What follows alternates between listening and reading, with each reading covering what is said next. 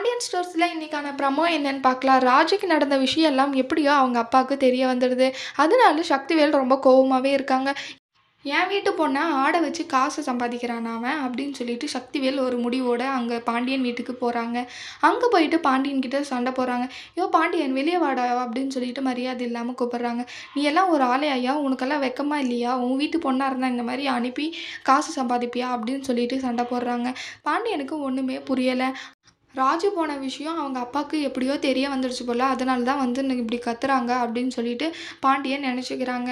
அப்புறம் அவங்க சொல்கிறாங்க, என் பிள்ளைக்கு அங்கே மானத்துக்கே விளைவு வந்துடுச்சுடா, உனக்கு அதெல்லாம் என்னடா தெரியும் அப்படின்னு சொல்லிட்டு அசிங்கமாக பேசுகிறாங்க பாண்டியனை.